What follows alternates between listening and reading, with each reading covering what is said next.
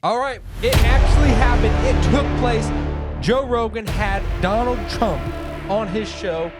Finally, ages upon ages, we had waited for this one moment in history, and it didn't let down. It did not let us down. It was spectacular. Today we are going to dissect, we're going to look at the most heightened moment, the most explosive moments that happened during the sit down, the conversation that we had been waiting for. Let's dive into it. B-I-G-I, stampede away from an equal. When you gotta get it, buckle down and handle business, and you know to play your role, just in case you don't get to a sequel.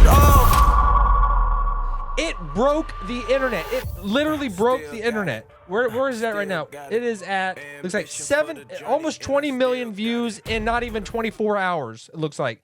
So it came out, it was released yesterday, Friday, probably about 7 p.m.-ish. And whenever I saw it, like, because we were waiting all day, because it happened during the day yesterday, October 25th, was released that night to the world, got to see what happens. And it did not let us down. It was very good. I sat through the whole thing. Normally, a lot of Joe Rogan podcasts, I don't sit through the whole thing because they are very lengthy. But this one is one of those that is up there that I had to see every moment. And I'll probably rewatch it a few more times, but it was very good. It was very good. So today we're going to take a look at some of the highest moments that happened during the sit down between the number 45 and Joe Rogan. Here we go. So the conversation starts with Joe Rogan talking about how Donald Trump was a beloved figure before he got into politics. Everybody liked Trump. There was a time, the kids these days, they're not going to understand that Trump used to be popular with everyone. The majority of people loved Donald Trump, like in this country. Even like the famous people out there, Hollywood people, sports people, everyone loved him.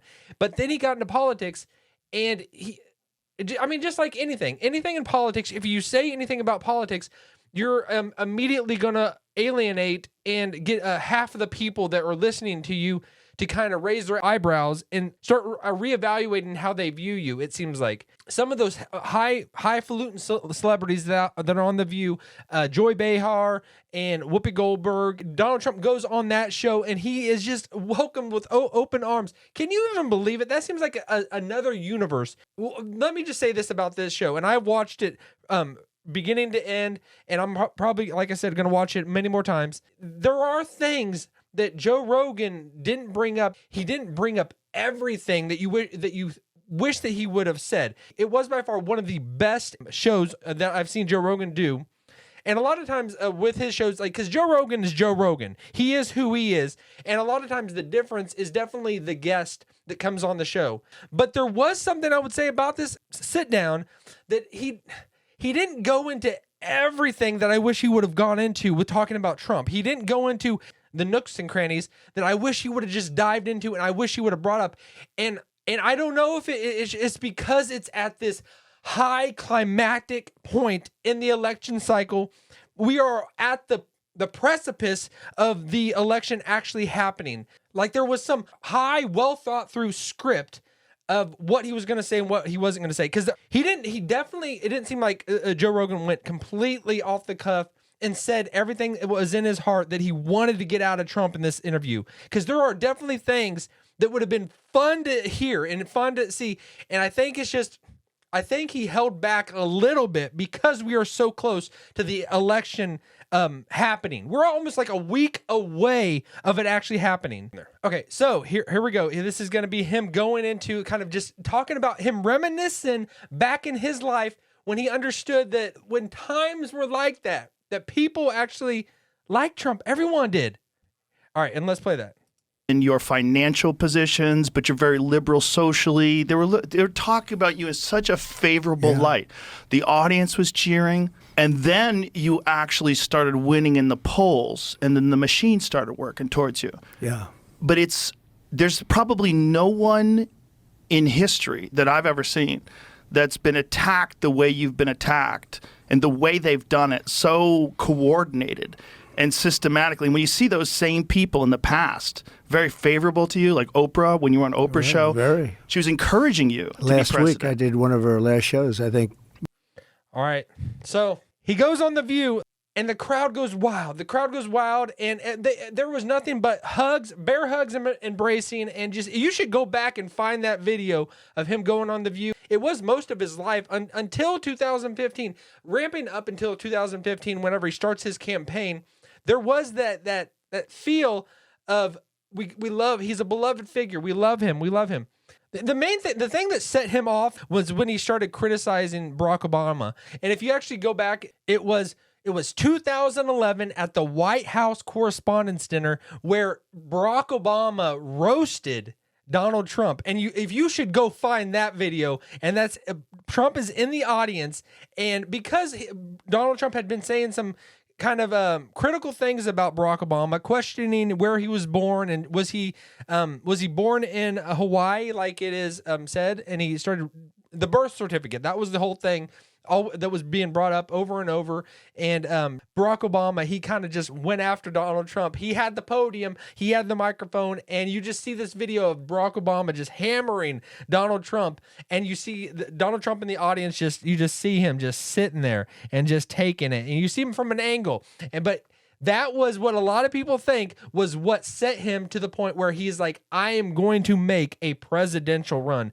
Because there's so many points in Donald Trump's history, in his life, where you see him going on shows when he was a young cat, and he was just a businessman that people were just glamorized and just loved and just looked up to in that point. And they always asked him, would you ever think about stepping into politics and running for the president? And a lot of times he just said, no, it's not my thing.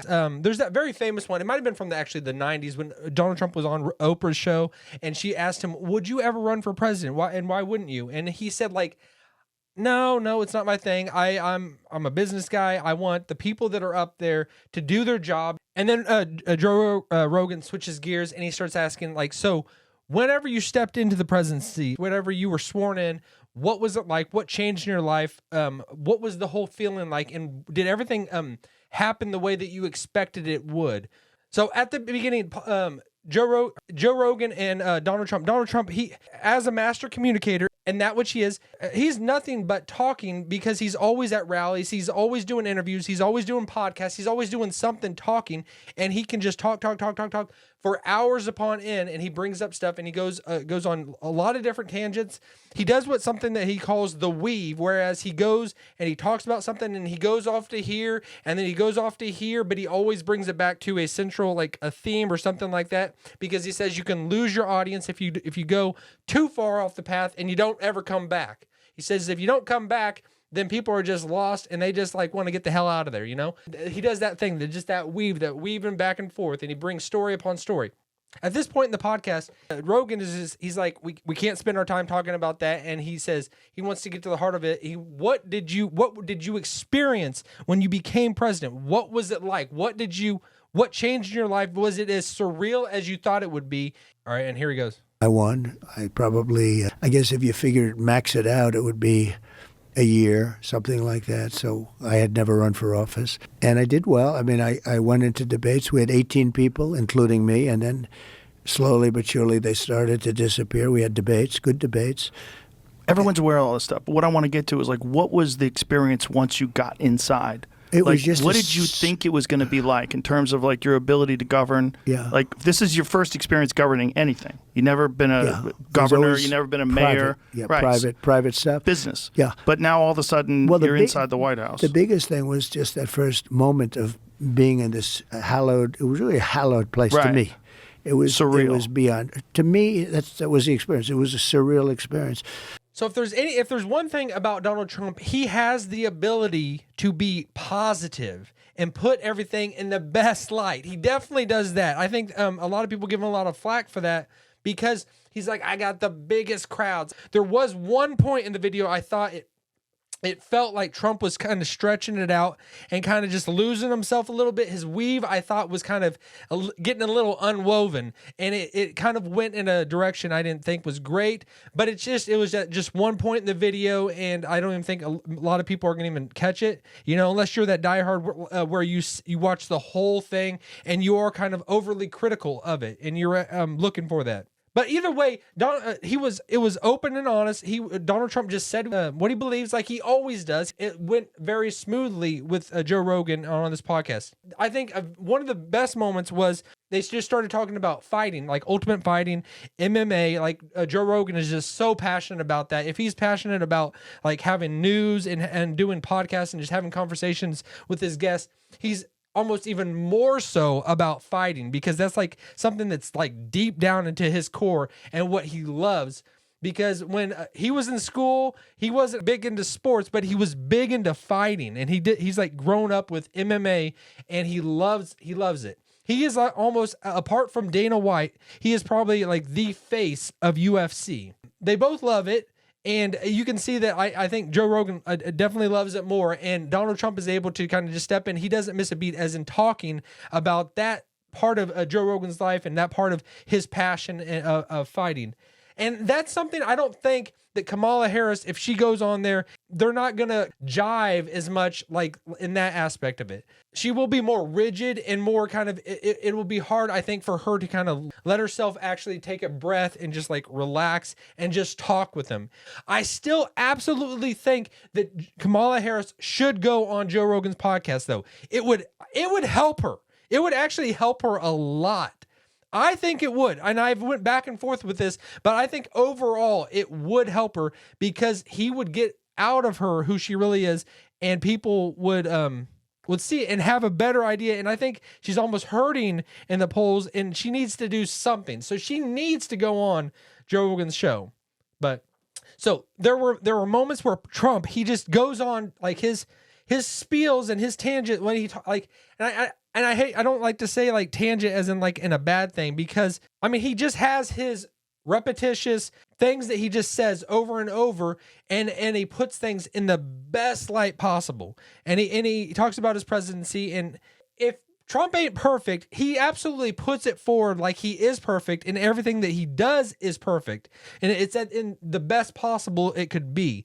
And I think it's that overconfidence, which again, it can definitely turn people away, but it's also, I mean, for a person that is at the highest position in whatever kind of company or governmental agency or whatever, the person that is top dog, I think you need that. I think you need someone that's going to have that attitude that I am going to be unwilling to lose. I'm going to win and do whatever it takes, and I'm going to put things in the best light possible. Sometimes it can kind of get like, really, and I think people get that. I mean, I don't really get like that, but like I know it can be for some people.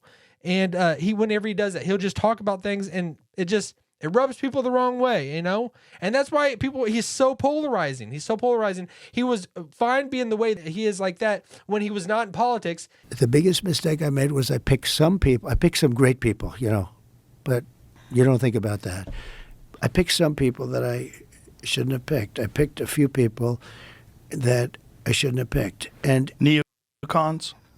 Yeah, So I don't know what a neocon is, but it's something. It's something. And Joe Rogan says, he says, neocons, is that what you picked? And he said, this is something that was very tough for Donald Trump, because he's stepping into Washington for the first time. He had gone there many times in his life, and he had seen what it is, but from the outside, and he's walking into the party, and he doesn't know what's actually happening in the back rooms. He doesn't see it. He's only been there as in a person to get whatever he can out of Washington, but he doesn't know the people doing lines of coke in the back and shooting up heroin and all that junk. He doesn't see the dark stuff that's happening behind the scenes, but he actually steps into Washington. He goes in there, goes in the front door. He goes in the front door, and he goes back, and he sees the disaster and the just twisted things that are happening in this house party that is the government and that is Washington, D.C. And he labels it the swamp. And once he gets in there, he starts saying, I got to drain this swamp. And that's kind of the phrase he uses over and over. But I think he got in there, and then he started seeing that this is a swamp. This is a dirty crack house that is just sick and twisted inside. On the outside, we see kind of like, even though we know that politicians are destitute and they're not the best of human beings, but like I think Washington just takes everybody to their most basic instinct of just survival of the fittest. That's right. I mean, when you get thrown into that, I mean, you can think of as in businesses, people get cutthroat. I just want to do whatever it is I can to get to the top. I mean, that is like on steroids in Washington. It's all about survival. How can I cut this person out so I can stay in line? What can I do to keep power? Because I think it's just people that are just power hungry animals that get there. It's hard to keep your soul when you become a politician. I would say there are a lot of dark things happening that they get on people, you know? When somebody gets power and they have that ability, it's hard to relinquish it. It's very hard to relinquish it. And you see who people truly are, you know? And I mean, what is that movie about Will Ferrell and Zach Galifianakis? Is it Will Ferrell? I think it's Will Ferrell, but those politicians, and it's like, welcome to the show, buddy. It's like, we don't even know. To me, it's like it's fake, as in it's like wrestling, but it's fake, but like people are still there. There's still people that are up there and they want power, and they're going to just do whatever it is to cut out from under people so that they can have power, so they can look good. That's why politics, man, it is ugly stuff. It is extremely ugly stuff, you know? And Trump, he walks in the front door, he sees this like mess that it is, and he's like, I'm going to drain the swamp. He starts appointing people to be a part of his cabinet, to be a part of his administration, and he doesn't really know who they are. And I don't think you really know a person until you start going to battle with them, until you start until you're having to kind of work things out together, because people can always put on a face. They can always put on in their Sunday best in whatever they're going through and make themselves look like a good friend, make themselves look as reliable, as loyal, as just they're going to get things done. But when the rubber meets the road, that's when it's going to show who they truly are. And Trump, he appoints a lot of people. If you're a president, within that first like 30 days from being elected till you start becoming till you are sworn in, you got to start putting everything. You got to put a whole team together, because it's not just one president like goes in and then they take everything that's there. There's some things that they inherit, but they, for the most part, they put in a whole new slew of people. And that's what Trump did. He comes out of the business world and he starts putting together this group of people that he thinks he can rely on. It's probably everything's going like 100 miles per hour, and he's got to point this person, but he sees that he appointed a lot of people that were not reliable and that were like kind of the worst of the people, and just kind of just stuck their knives in his back. And I think he's going into this election, if he becomes president, if he gets elected, he will have that wisdom and that remembrance of what it is. And he won't be coming in getting blindsided. He will be coming in with a lot of experience that it would have been nice if he had the first time. And so he starts talking about that. Let's see what he has to say. Or bad people, or disloyal people, or people that were just people bad, that were into the people got bad advice. Yeah, I mean, look, you're reading about him a little bit today. A guy like Kelly, who was a bully, but a weak person. You know more about bullies than anybody probably around, because you deal in a certain sport where the bullies are exposed very quickly. Yeah. But he's bad. Bolton was an idiot, but he was great for me, because I'd go in with a guy like a John Bolton. You know John Bolton. A friend of mine called me up. I was picking Bolton, and he's a very smart guy. His name is Phil Ruffin. He's a very rich guy from Las Vegas. He's a great card player. Bolton. So if you know John Bolton, he is a war hawk. He's a person that gets labeled like that. There are many of those in Washington. Who is that other person? Lindsey Graham. He's also like that. I mean, I like Lindsey Graham. But then there's some people that are just like, it seems like they're called like war hawks. Like they are just they're bloodthirsty. They want to get out there and fight. And it seems like John Bolton is like that. And Trump is going to say he was a good person to have on your team, as in somebody behind him, because he used that to his advantage. Because going to having conversations with other countries, it was almost like they got this guy on their team, like, you know, it kind of like gave them a little step back. So Trump takes everything and uses it to his advantage, and he uses it to our advantage. He uses it to if it's his company or it's his country, he uses it to our advantage, you know, and that's what he did. He took John Bolton, who was almost a war hawk, and he used it for a good purpose, you know, and just almost to intimidate people. Like, man, this guy's a loose cannon. What's he gonna do having John Bolton on his team? So another thing about this interview, like if you see about Trump and what he talks about, he has this love and this infatuation with tariffs, and because it is the weapon. And he says it's the most beautiful word out there, tariff. You know, and when most people out there, when they hear tariffs, it doesn't mean that much to them. And but the way that Trump uses it, he says it's like it's that weapon that he can use against other countries to kind of, it's like almost leverage that to get what he wants and to kind of like push his agenda forward and help the American people.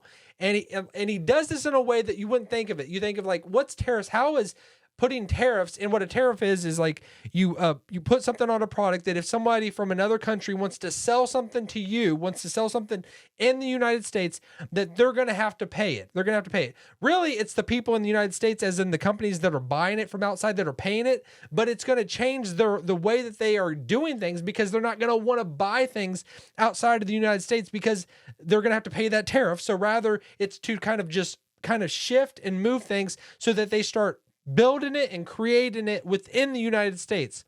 So, I mean, whenever you think of tariffs and the whole logical outcome of what happens with tariffs and what they do and the behavior that they kind of create in the American people and American businesses and companies and the American people, what they buy, it's tariffs like kind of just basically change the behavior. And the whole goal is to not just make other countries pay, but like as in like to get money in that way, to buy things from and get money into the government that way, as in to slap a tariff on it, but rather it's to change the pattern of behavior of the businesses and jobs getting their goods from outside of the United States, rather to start creating goods within the United States, which creates jobs for people, and that which also we can export to other countries. And then we also start bringing in even more revenue that way, as in buying and other countries buying our goods and not just us buying everyone else's goods.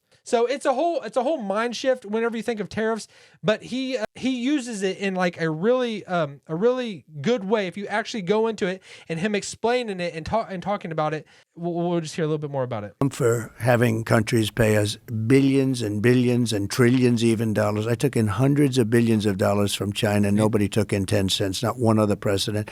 I do things that make it, that don't necessarily make me so popular. I just do what's right. And when you do that, you know, you're more, look at Iran. Iran, we would have never had the attack on Israel at all. Iran. So to me, like this, like what reminds me, and this is going to sound weird. If anyone's out there that's seen the movie Dazed and Confused, if you've ever seen this, it's a movie about like taking place in the 70s about these kids in high school. But there's this one person that's in that movie played by Ben Affleck. O'Banion, I think that's his name, and he's kind of this guy that got held back as a senior, and just everybody doesn't like him, but he's a good guy to have on your team to be fighting for you, because he's almost like a bully. He's almost like in that sense, he's the guy that you want out there blocking for you. So people, like, he is not somebody that people love, like in the countries outside. That's why I think there's these assassination attempts. Like there's people that don't like him within the country, you know, that hate Trump within our country. And it's been like kind of exposed that Iran has just like they have a mark on Trump's head, like to take him out, you know, in all these countries. They want to do everything they can to not let Trump win. Trump's not a guy that they want to be going into battle with, that they don't want to be having to have these conversations with, because he's just a guy that's going to obliterate them and actually hold them to account, as in they're going to have to pay their fair share of the things that they want to do business with the United States. And they do not want that at all. They want to have somebody that they can just kind of just push whatever way they want and just handle however they want, and someone they can control. You know, they want to have somebody they can chum me up with. All right, so look at Iran. We would have never had the attack on Israel at all.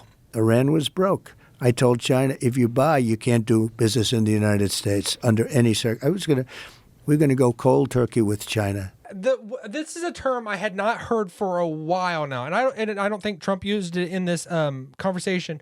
But remember, he made the term fake news, and so at this point, Trump is talking about like what the media has done to just coronate and promote Kamala, and to put her in, not ask her hard questions, not put her feet to the fire, as in to interview her, or in the small interviews that they have had with her, that they've manipulated them and just edited them and made her look in the best light possible. And he says that one of the most corrupt things that they did, the interview that she had on 60 Minutes, where they took her answer to a question they were asking about Israel and what she would do, and they took her answer and completely didn't even take what her response was to that, but took a completely other response and put it in that place so it made somewhat sense. But like, and he says that is like one of the most corrupt things that they've ever done, to do that. And to be that behind someone in the media, as opposed to just letting her like just talk, say what she thinks, say what she means, and let the American people decide whether they are going to back her and be behind her and vote for her, or if they're going to kind of manufacture this candidate that the American people can get on board with. So let's see what Trump has to say. Broadcast history. What happened to CBS? So you have CBS 60 Minutes. That's a news program. It's not an entertainment program. It's under their news. It's the head of their news thing. She gives an answer that shows that she's essentially incompetent. And they took the answer. Could you imagine them doing that for We can me? show it if you want people to see it. Can Go we show ahead. it? No? Sure. We get in trouble. We'll get copyright strike. Okay. Listen, anyone I'll can find indemnify it. you. But it's drastic. But what was interesting was the other full version was available initially. It was like a preview. Somebody made a big mistake. Somebody put that preview out Some there. kid put the preview out. Exactly. And then the bosses did this or that. And then all of a sudden they Exactly. said, we got a problem. Exactly. Okay, so, which is to me is very hilarious that 60 Minutes, they whenever that show happened, they did like kind of to promote the show and everything, all that, they put out there her answering something, and they gave it in her actual response. And this is what tipped people off, that they were able to catch that. And then they edited the video, and then it did not flow whatsoever, and people were able to catch them in their own kind of devices and in their own kind of switching it up, pulling a switcheroo, and very corrupt for them to do this. That's why it's tough about the whole news networks out there. They are in lockstep for the most part with the Democrat Party. They're in, and whoever's president on or whoever's the candidate for the Democrats, they are in lockstep with them. And you could say that about conservative networks as well, like Fox News, and a lot of just conservative talk radio that are just in line with whoever is the Republican candidate. But so it goes both ways.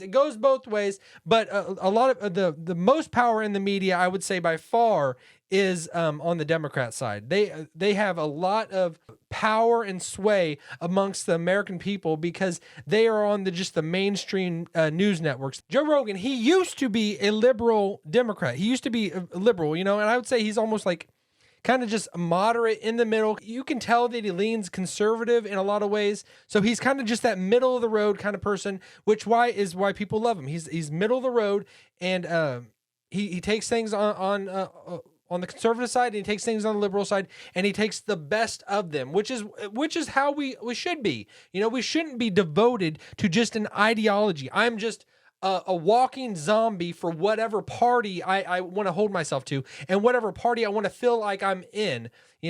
Sometimes it can be lonely if you don't just completely throw yourself at the mercy of one single party. You are kind of left on your own. But in a lot of ways, you're a free thinker, you're independent, and you just take the best of whatever both sides have. And that's what Joe Rogan does. But right here, he starts being very critical of Gavin Newsom, who is and I think Trump is the one who brought Newsom up, which he's the governor of California, and Trump talks about his relationship with Gavin Newsom and how he used to get along with him somewhat, but he's definitely not anymore. They are not on the same wavelength whatsoever anymore.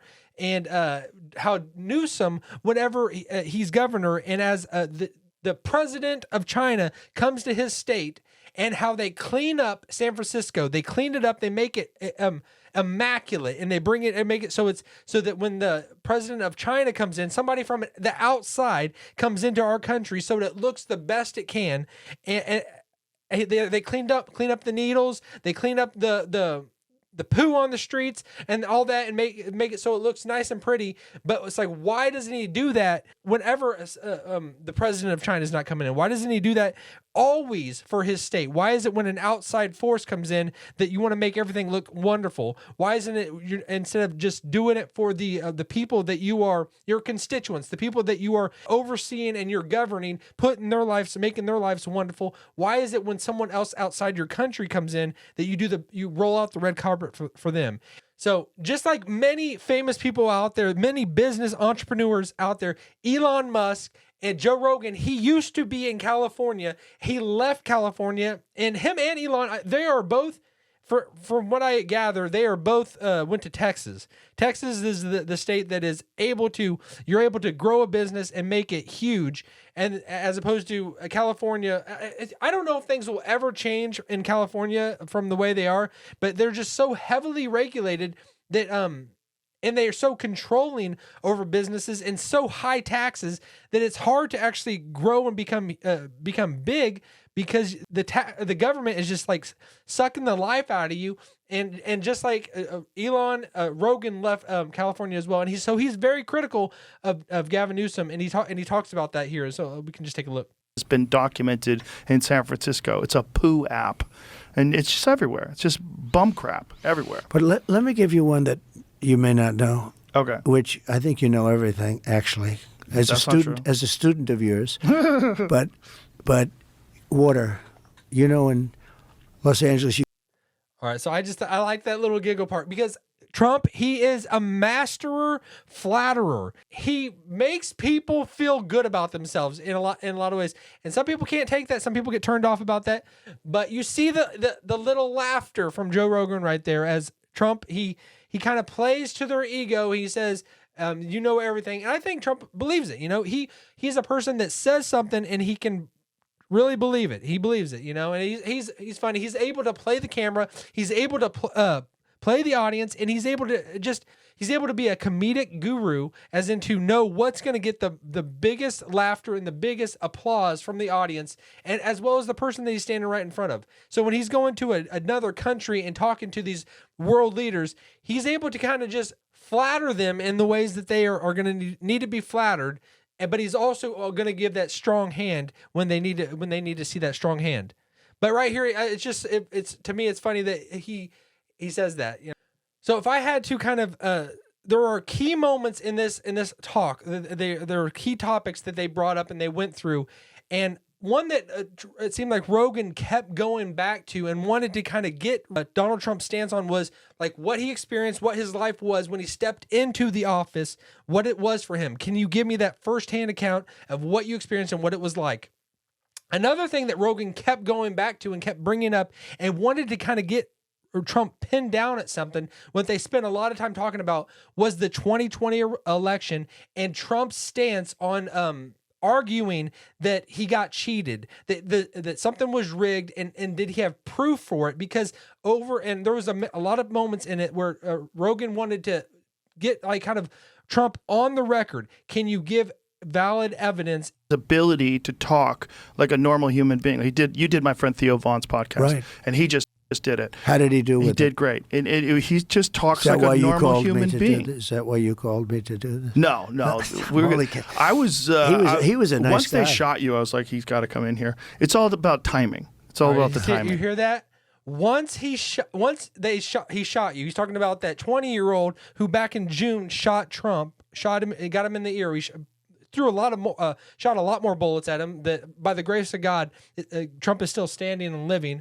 But that's a very key moment.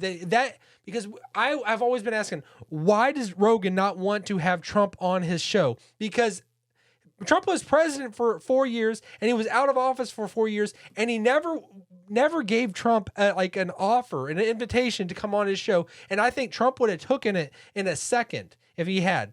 But Rogan just like he kind of just sat back, and he didn't want to touch that nuclear bomb that is Trump, because it's like once you take Trump, once you like take him, whether you're even to kind of hold him at arm's length or whatever, he's a grenade. He'll explode. He will cause shrapnel to go everywhere, and he will like do some damage to who you are and to how people view you, your reputation, whether you like him or love him. If you even take him in the room and you start talking about Trump, and it seems like Joe Rogan kind of stood at arm's length and he stayed back. He didn't even allow Trump to come on his show. But this is a key moment, because he said it was when Trump got shot that he said, that was when I knew I got to have Trump on my show. I got to have you in here. And still, like 3 months later, that's when it actually happened. And at the perfect point, a week from the election, until like when people are going to be casting their ballot,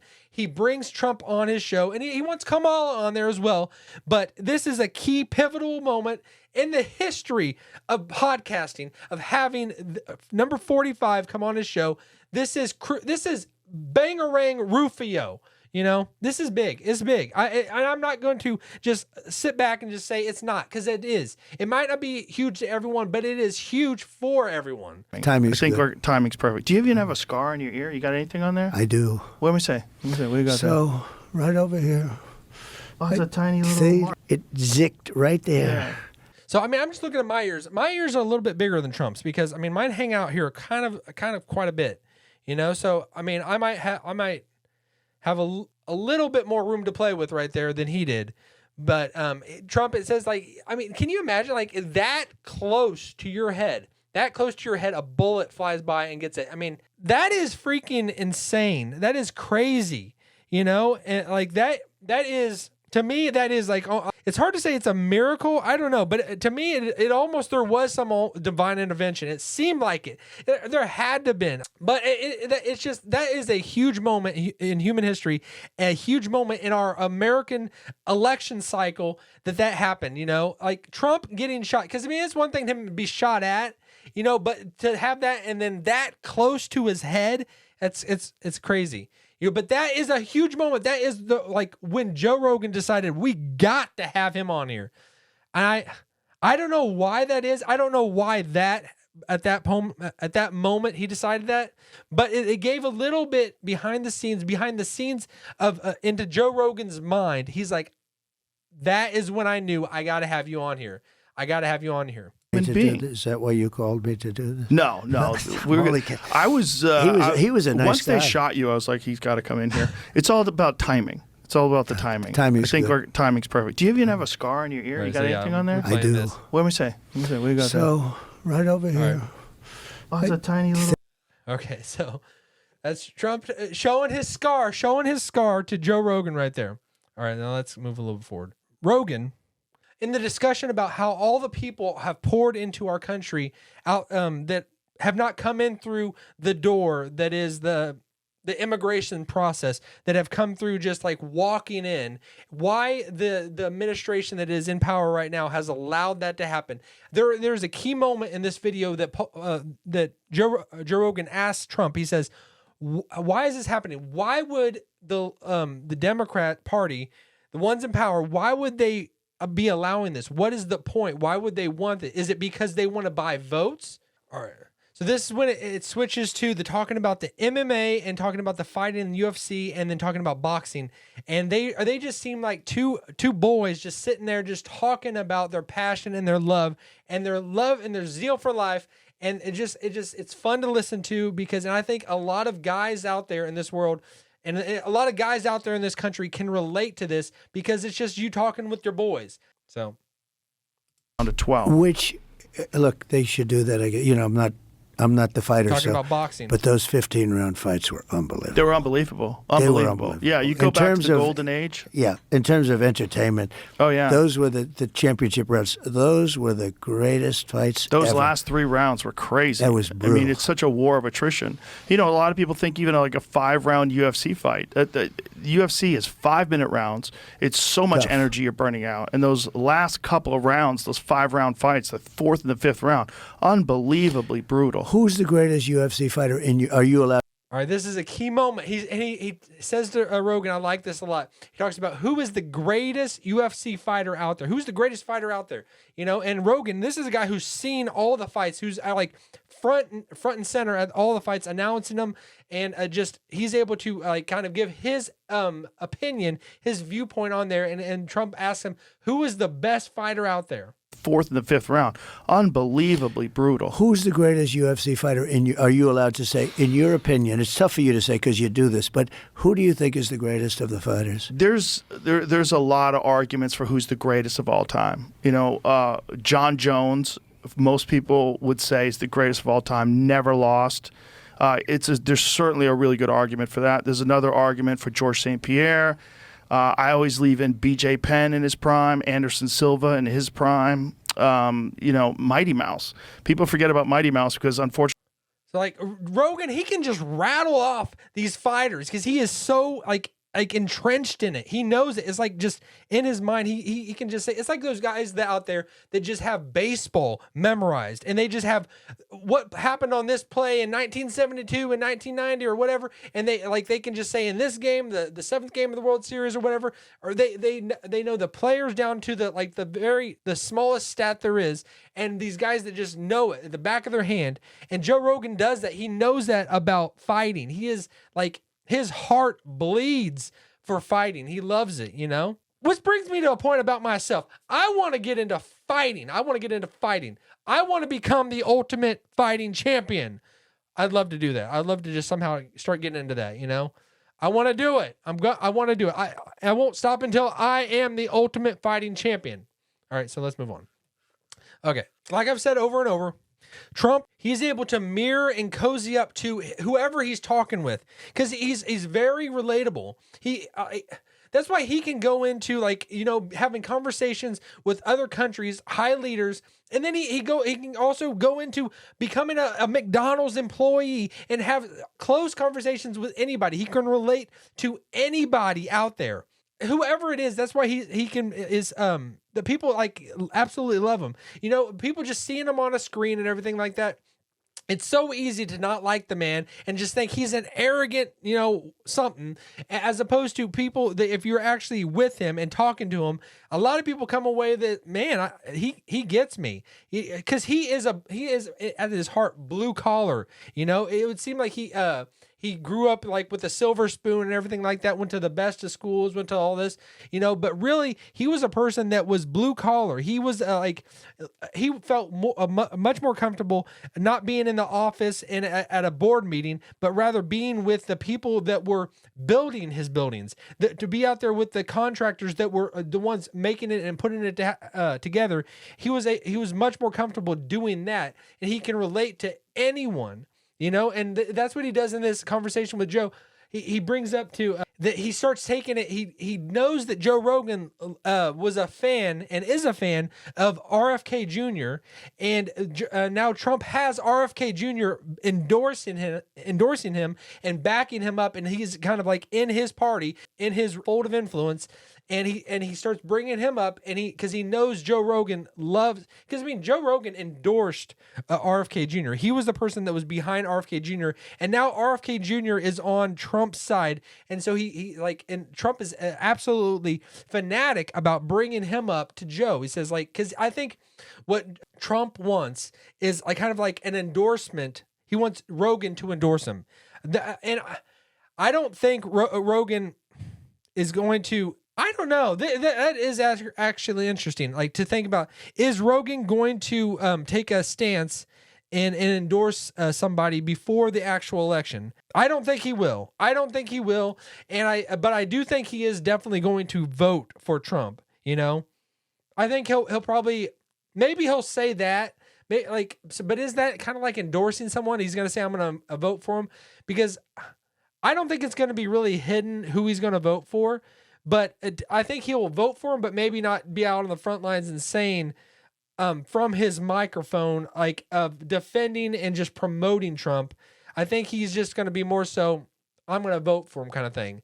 I don't think he's going to have a hard stance and like completely like throw all of his cards into Trump's camp, as in like Elon Musk has. Elon Musk is like thrown everything at Trump and like completely backed him and says and is in lockstep with Trump. I don't think Rogan's going to do that, but I think Trump wants that from Rogan. He wants Rogan's a complete endorsement, and he kind of comes at it with this RFK to bring him up and says, you like RFK, don't you? Well, he's on my side now, so. But I kind of wish that Trump would have said, who you going to vote for, or who are you going to like, he didn't say that. He didn't bring that up and just like kind of like put it back. And maybe that's not the right way to go about it. Maybe that like, you don't do that to someone that you're on their show and kind of put them in that position.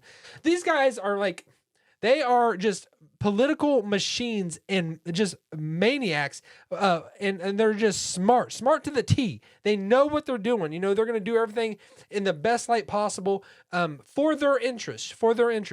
And I think Trump wants that interest of Rogan for himself. He wants him to just give me that endorsement. But Rogan kind of he's not there yet.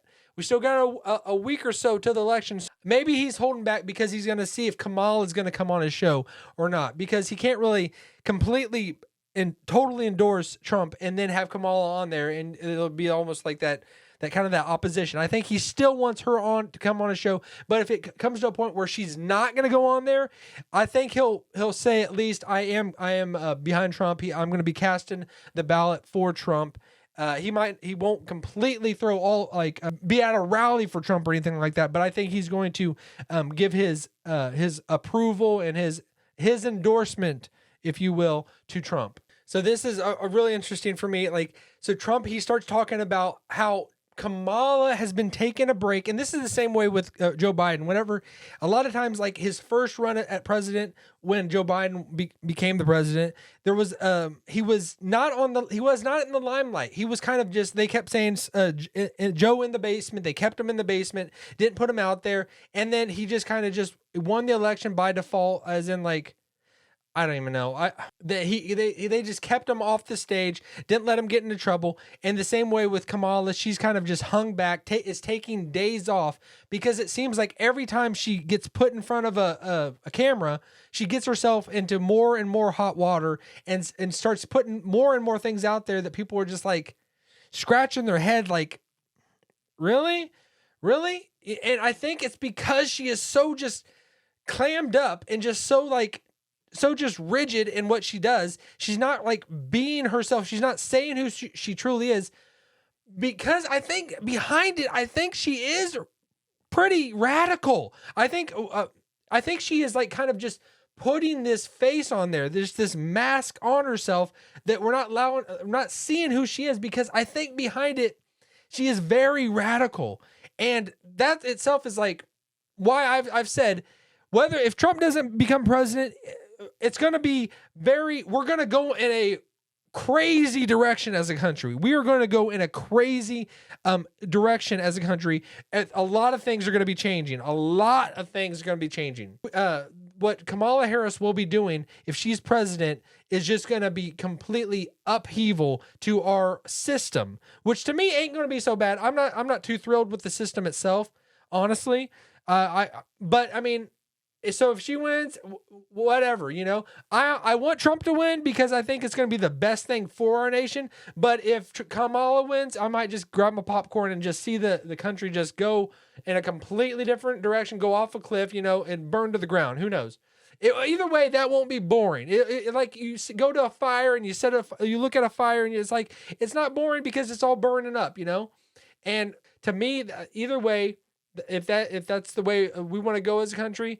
But I just think she just kind of she's not putting who she really is out there, because I think that would frighten a lot of the voters if she actually just said who she was, But maybe it wouldn't. Maybe it wouldn't. Maybe people would get on board with her. You know, Kamala, just show us your true colors. Who are you? Who are you? Show us who you are, so that people can truly decide. Don't just hide behind something. Maybe it's because she's so afraid that people won't elect her. People won't vote for her because she might be truly actually radical. I haven't taken a day off in 56 days. That's a long time. I haven't taken one day off. I don't want to play golf. This is too exciting. Golf is great, but this is too exciting. This is more exciting than anything you can do. And the Also, thing it's the home stretch. It's the home stretch. Who would take a day off? So we have 11. So we are at the very end. We're at the tail end of campaigning, of election, of getting out there, putting your best foot forward, putting your best face out there. And Kamala's sitting it out in a lot of ways, and Trump's out there promoting himself, promoting his agenda, promoting his political stance and his viewpoint of the direction he wants our country to go. So it is different, you know. I think Kamala, just get out there, show us who you are. Keep showing us who you are.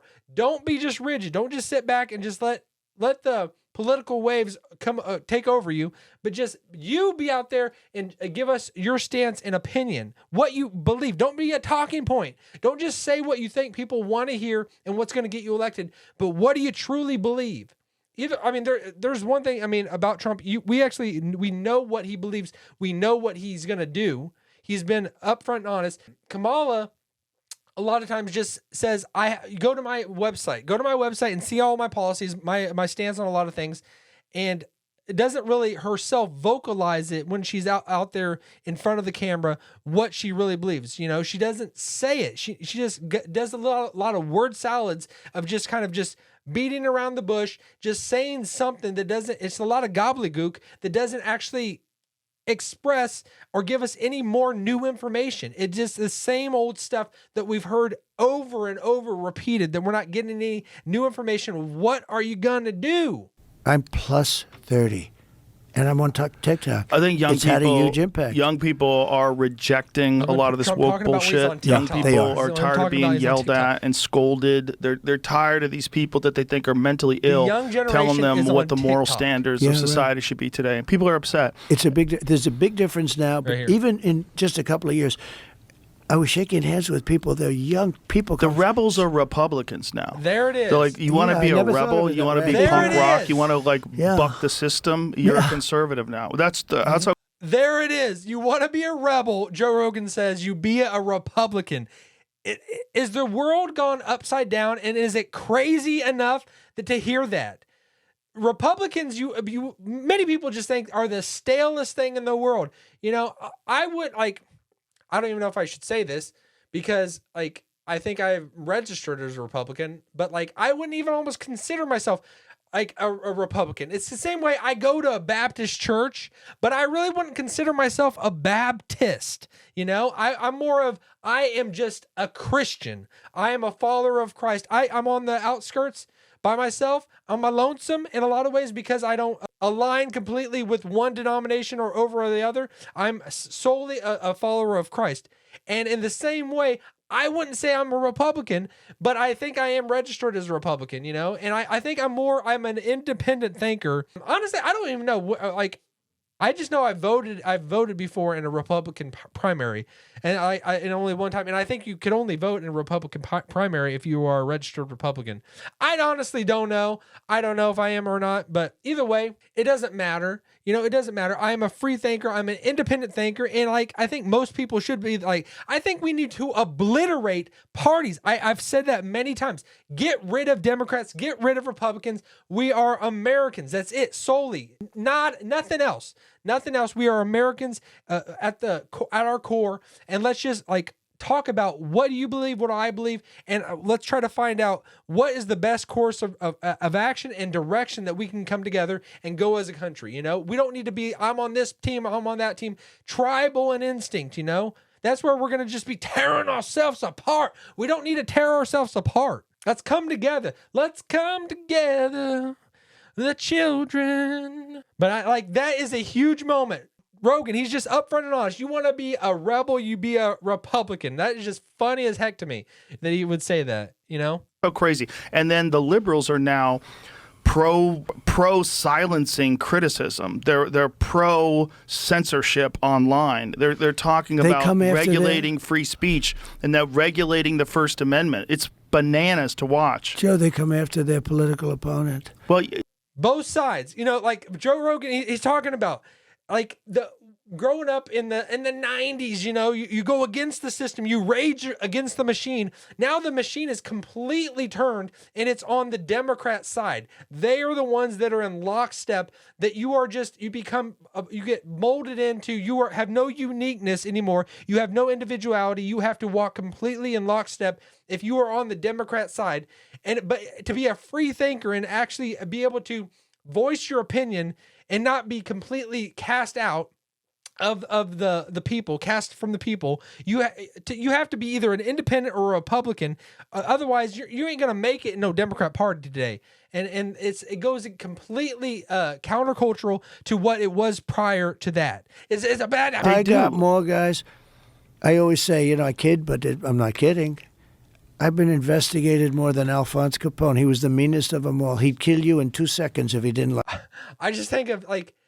And Trump, he says this over and over, and I like that his political enemies are coming out at him with the full force of the justice system and trying to put him in jail. If a lot of times this is just human nature that who you are as an individual, who you are at your core, and what you most dislike in your hatred of things. And a lot of times it's from what you have within you. You project it onto others. The worst things that you hate about yourself, you put it on others. And that's what the left has done. They are putting on to Trump, and they're saying he's going to be a dictator. He's going to be a person that is going to just come at us and try to put us in jail and try to just come at us with the justice system and throw us in prison and everything like that. When they are the ones doing it to him, they are explicitly doing it to him. Lock him up, and the crowd goes wild. Joe Biden says, "Like you, right? I've been under investigation more than Alphonse Capone." Only because it's political opponent stuff. And I've won. I won the big case in Florida. I'm winning the other stuff. You win. But you know what they did? They did something that's only done in third world countries. They came after their political opponent. Yes. I could have put crooked Hillary in jail. Well, not only that, but they're weaponizing it by saying that that's what you're going to do once you get in office. Isn't it great? By ignoring what they're go- doing right now. It's crazy. I heard it. Somebody was defending me today. They said, no, they say, that's what you're doing to him. They're going, he's going to put us in jail. He's going to invest. That's what you're doing. That's what you're doing to him. Yeah. A lot of people say. you hear that? That's what they say. You're going to throw us in jail. You're going to do this. And it's when Trump was president, he did not put Hillary in court. He did not put who he was going to go against, Joe Biden, in court and in having to defend his life and just threatening him with prison for the rest of his life. But that is what the other side is doing to him, which is so bananas and crazy. It's crazy what they're doing to him and what they've done to him this whole time. He is the most investigated person ever. I could have put crooked Hillary I in respected jail. that you didn't because what you said was it would be bad for the country. No, I couldn't even imagine. You have, first of all, Secretary of State, but more importantly, the wife of the President of the United States of America going into jail. And if you ever saw when I'd say something about her, they'd all say, I didn't say it. I never said it. They say, lock her up. And I'd always go, take it easy. Just relax. Yeah. We're going to win this thing. I know it's going to piss a lot of people off. I absolutely know that, you know. But if you're listening to this and you're getting pissed off, you know, it's not my fault. It's not my fault. You know. I mean, if somebody's saying like something that like is gonna like different than what I think, I'm not gonna be pissed off at them. I'm not gonna like, man, I hate you. I hate you. Heck no. What's the point? You know. Let's just say what we think. Say what we think. That's the thing. Why do we got to be so freaking filtered about everything? Let's cast off the filter and like get it out of people's mind that they have to be so filtered, you know? Let's live in a society where we can just talk, say what we think, say what we believe. and not have someone screaming down our throat. Say what you think. Say what you believe. What do you believe? It's fun. Let's talk about it. We're Americans, baby. We're Americans. That's what is so freaking awesome. If you're an American, just love that we can say what we want. I mean, you just go to Canada and people have to be a lot more hush hush and not voice their opinions. If you start saying something about the people in power, your mouth's going to be shut pretty dang quick. And same thing over in Europe. They're like they have to be hush hush in a lot of ways and not vocalize what they truly believe. Americans, we have a amazing gift and blessing in our lives that we can have freedom of speech.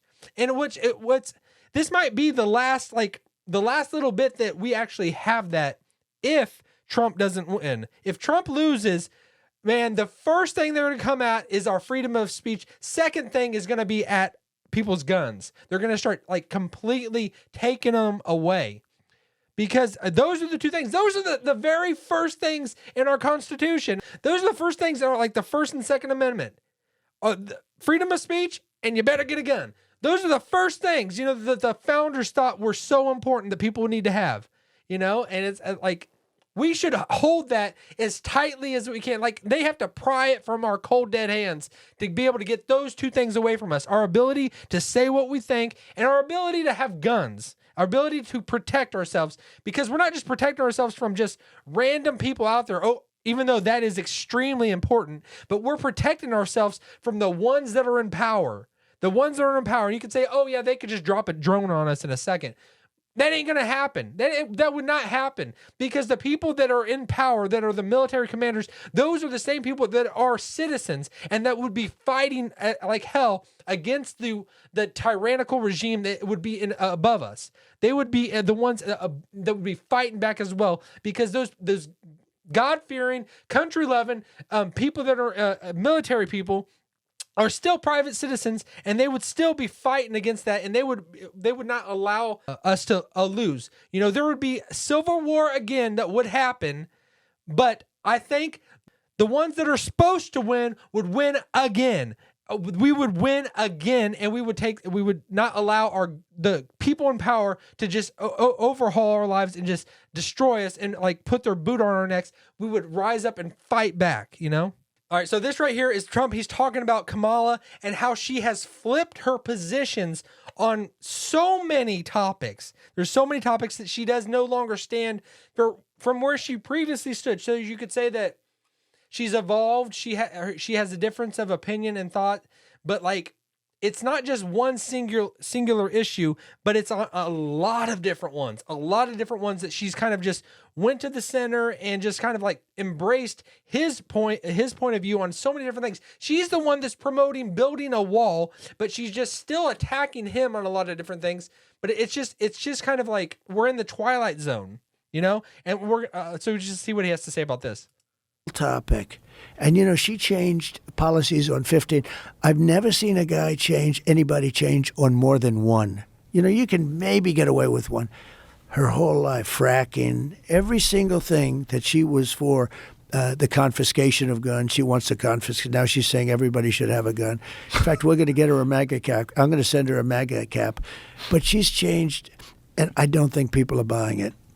All right, so like, it brings up, he's going to give Kamala a MAGA cap. That was one thing, like at the debate, he didn't actually do it. He didn't bring her a MAGA hat and give it to her, and I'm just trying to think, would I wear a MAGA hat? I might wear a MAGA hat if it was an Elon Musk MAGA hat, the black hat, the dark MAGA. But that red MAGA, man, that's like old school, man. You gotta be a fighter. You gotta be someone that don't give a dang about what people are gonna think if you're gonna wear a MAGA hat out there, because people are gonna be throwing down at you. I mean, you are immediately gonna get looks if you're wearing a MAGA hat. You almost got have a couple screws loose to wear a MAGA hat, or you just got to be a badass, to have that confidence to wear a MAGA hat, because people are not going to be happy if you're wearing that, But I think with Elon Musk bringing out dark MAGA, I think that might actually change a couple things, because some people might get on board with that. That might be a little more low profile, and it actually like looks a lot cooler. Dark MAGA. It's like the Dark Knight, man. federal government. It's crazy. And because the mayor came out and said, we can't live like this. They investigated him. He gets in. By the way, I called it. I said, he just got himself indicted. This group is stupid, but they're vicious. They're stupid people, but they're vicious people. All right.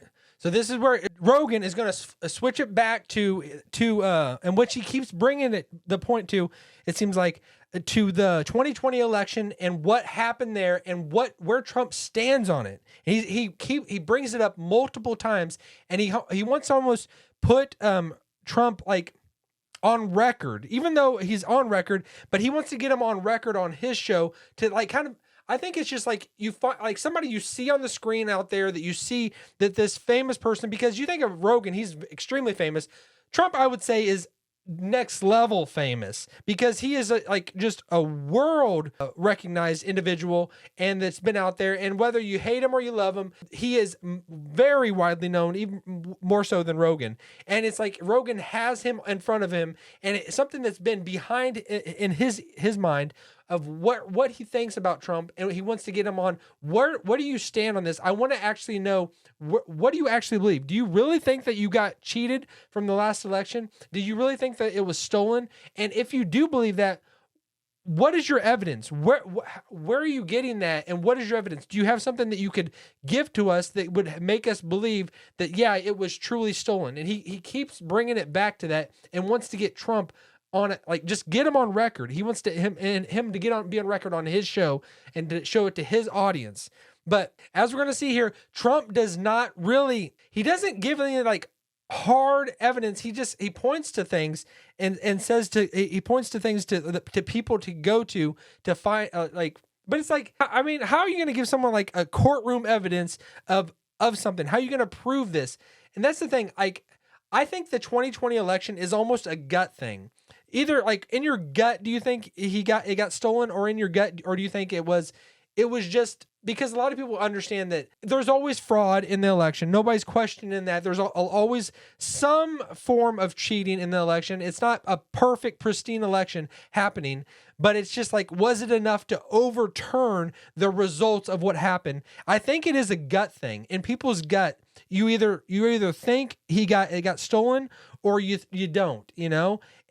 But is there enough evidence to actually go out there and be able to prove it? At this time, I don't think we can do that. I don't think people, one way or the other, are going to be able to prove that it was stolen or not stolen and what happened. And I think that's why Trump needs to like get up beyond this, and not even like, if someone brings it up to him, either the election, the 2020 election, like almost like kind of move it along and go to the next topic, because there's no reason kind of relitigating it, because it's not going to persuade anybody. And a lot of times it just pushes people away from him when he talks about it. But Rogan definitely wanted to bring it up because he brought it up multiple times in this conversation, and he wants to get Trump like kind of on the record. What do you think about this? 2020 elections. You say you have all this evidence that it was rigged. Why haven't you put this evidence in a consumable form?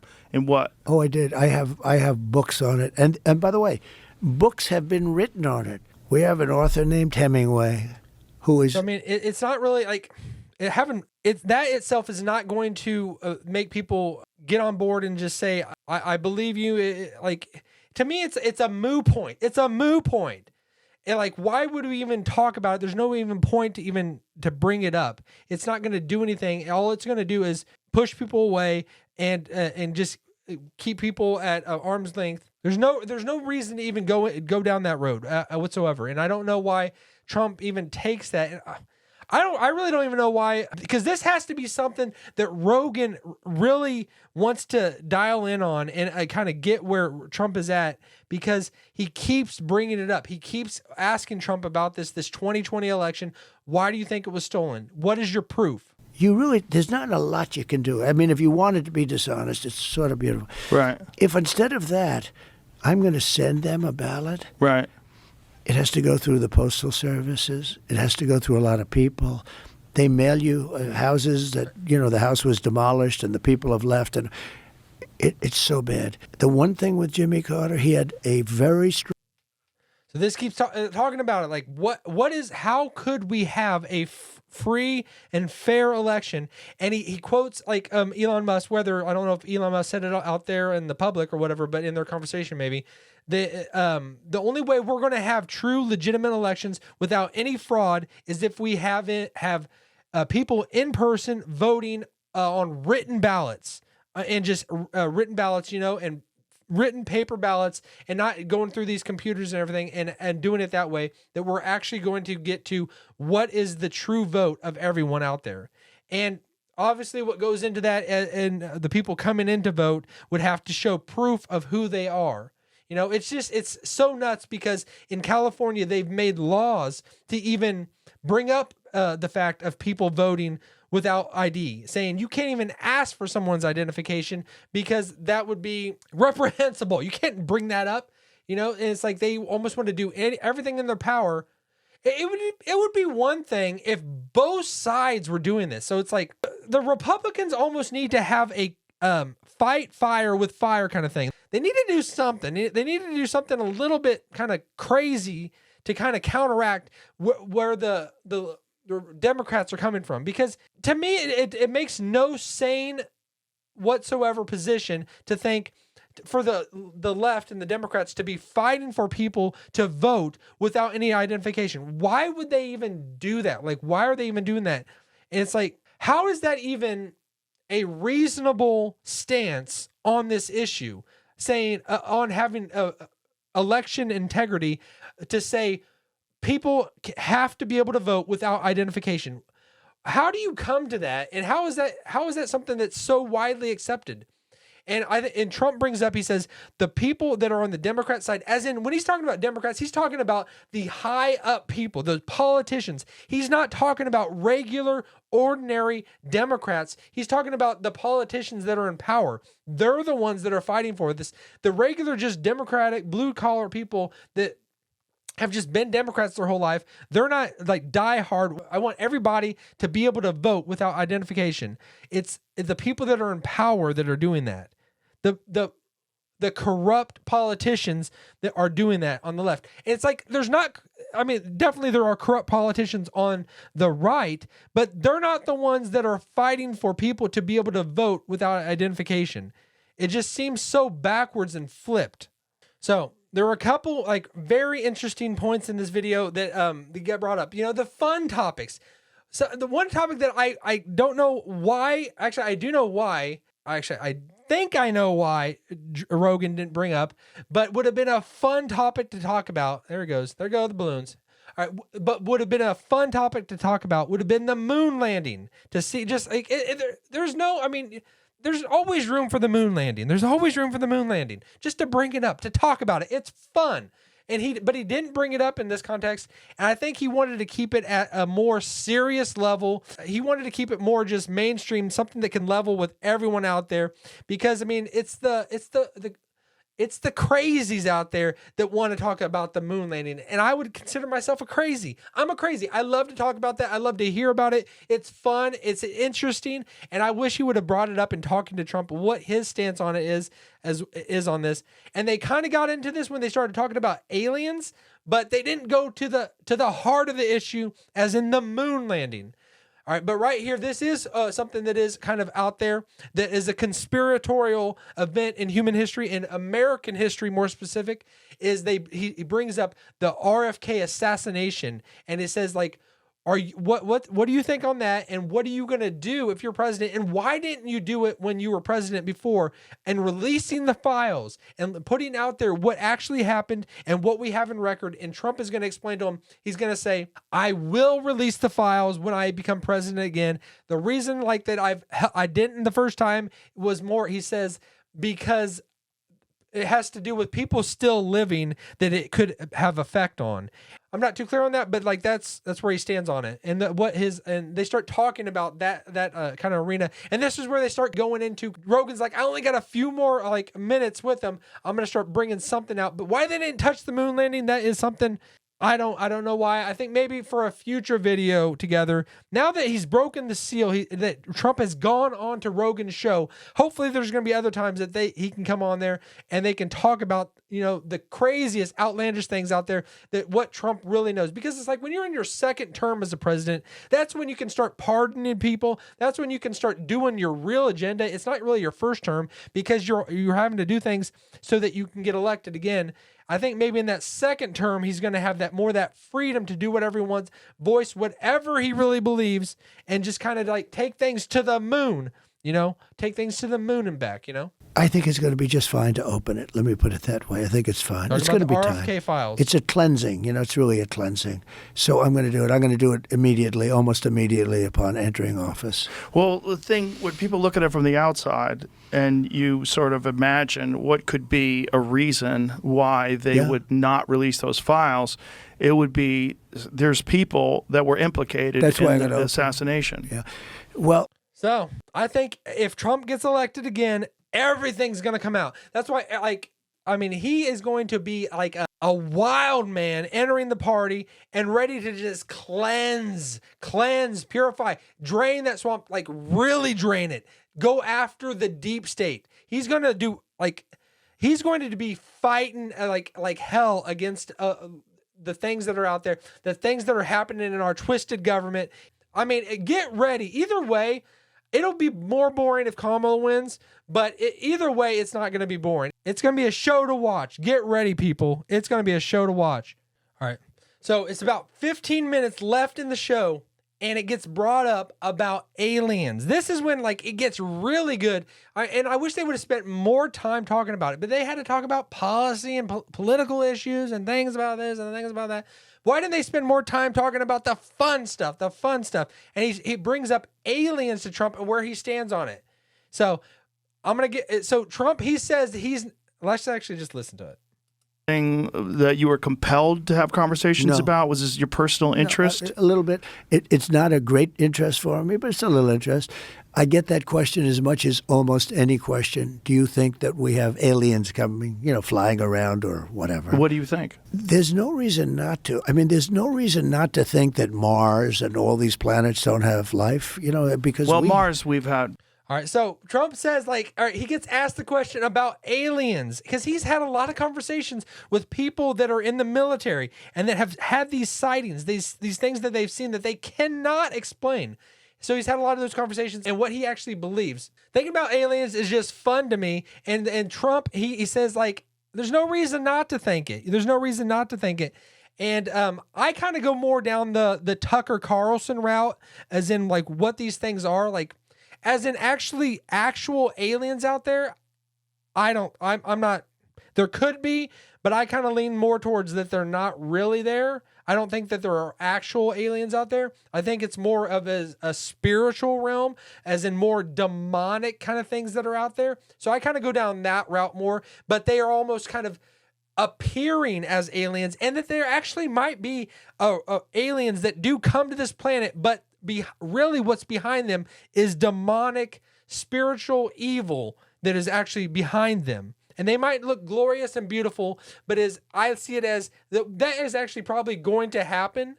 So if that does happen, kind of really be on guard, everyone out there. If that really does happen, be on guard, because more than likely they're not just peaceful beings that just want the best for our planet and the best for us, but they're probably more controlled, as in by evil demonic entities behind them that just appear as aliens. So they probably are out there. So I know I'm saying a lot of different things, but I really think they're out there as demons and as spiritual forces out there, but they're going to appear and look like just what we would think an alien would be. And they might fly down in a saucer and just fly down to us and walk out, and look like an alien, what we would think an alien looks like. But really, there's something behind them controlling, pulling the strings, kind of just making the controls go up and down and move and just talk to us. I don't know about that. But there's something that's going to be behind them, and that's going to make us all in just amazement and just wonder and completely submission to these beings. That's what I kind of think. That's what I think is what's going to happen. So I wouldn't be surprised if that does unfold before our eyes, But Trump, he says it wouldn't be. There's no reason not to think there are. There's no reason not to think there are. You know, and that's somebody that has a lot of information in his head. Probes there and Well, rovers, and I don't think there's any life there. Well, maybe it's life that we don't know, but maybe maybe there was life there at one point in time. This is a speculation about Mars, that Mars had an atmosphere at one point in time, a long time ago, that could support life. It also had large bodies of water, but we've had no evidence of even bacterial life that exists on Mars. But how do we know anything about Mars in the first place? How do we actually know? Like, how do we know? Like, are there really scientific things out there that, like, we know that there's not bacteria on Mars? I mean, I don't know. I mean, maybe there is. I don't know. It doesn't seem like that would be something we'd be able to tell. I don't think there is. I think that things are just, for our universe, we think that we're here, that there has to be so many other life forms that are out there as well in our universe, you know, because how could we just be this special privileged planet, you know, as opposed to, like, there has to be lots of other ones out there, which, you know, that becomes when it's more philosophical, and your worldview on whether there's a God, whether they're theistic or not, whether there are many gods, or whether is this just a simulation? How can things just be like that it is right here? How could these things not be happening the same thing outside of our material world, outside of our planet that we live on? There has to be all these things out there as well. But I mean, that's when it becomes more philosophical and what your beliefs are in deeper realities, as opposed to just like the things that are right in front of us. But the it's universe not is been a pretty big vast. thing for me. I mean, when I looked at what China did to this, they would have never done it with me, where they put the balloon up, and a lot of people thought, for a little while that was one of these things. But that's a lot of the speculation too, that some of these drones that hover over battleships, that these are Chinese drones, and that they're not UFOs. I mean, they could be gave the also. excuse There's some they didn't want it to super come down sophisticated. whenever, it would be dangerous for the people down below. But there was many times where, many places they could have easily shot it down, and why they didn't, I don't know. As I said, you'd love to have them as your children. Solid, beautiful people. Have weapons today that are so scary. When you look, I rebuilt them all. Will ever be. I think just really bad things will happen to our country. And you know what? I look at the outside forces and I say they can all be handled because we have a pot of gold. But we're not going to have that pot of gold to play with anymore. You know, it's a great negotiating thing. I told you I knocked out this massive car company, going to take all of our car business from Detroit. I knocked it out just by my rhetoric. Rhetorically, I said, they'll never sell a car in here. I'll put tariffs. I don't care. They're 2,000%. They're never going to build that plant. Is it possible to apply that same thing to the electronics that we use? One of the things that disturbs me greatly is that all of our phones are made overseas. And then some of our phones are made in places and the chips. Yes, and the chips. And some of our phones are made in places like Foxconn, where they have nets around the building to keep people from jumping off the roof because they have so many suicides. So, I mean, if you watch this video and you don't watch the whole thing, if you fast forward to the last 30 to 20 minutes, it's really good. I mean, if you just watch the last 30 minutes, I'd say that's almost the best point in the video of what they talk about. All right, so there were a lot of things happening in this whole conversation, this interview. You should go watch the entire episode because it was awesome. There weren't a whole lot of just amazing moments, but the whole thing overall I think was just was very, very awesome. One of the best I've ever seen Joe Rogan do. But I wish there were other things that he would have asked and brought up and talked to Trump about. Like, you have him on your show, ask him about it, but maybe he's saving it for future episodes. Maybe there's things in the future that we can have, they'll have together, and he didn't want to bring it all out right before the election. The thing in show business, you've got to always have people wanting more. You got to leave them wanting more, and maybe Joe Rogan did that in this. But overall, it was an amazing episode. I highly recommend go watch the entire thing. I'll probably watch it again myself. So we'll see how everything unfolds in the election. It's coming up. All right, get out there and vote. Make your voice heard. Show them what you're made of. Let's go. Brace yourself.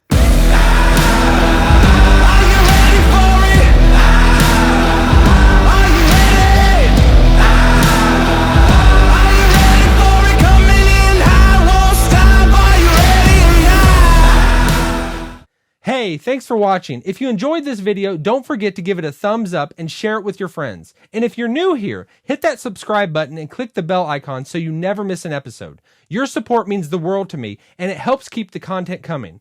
Until next time, stay blessed and keep shining.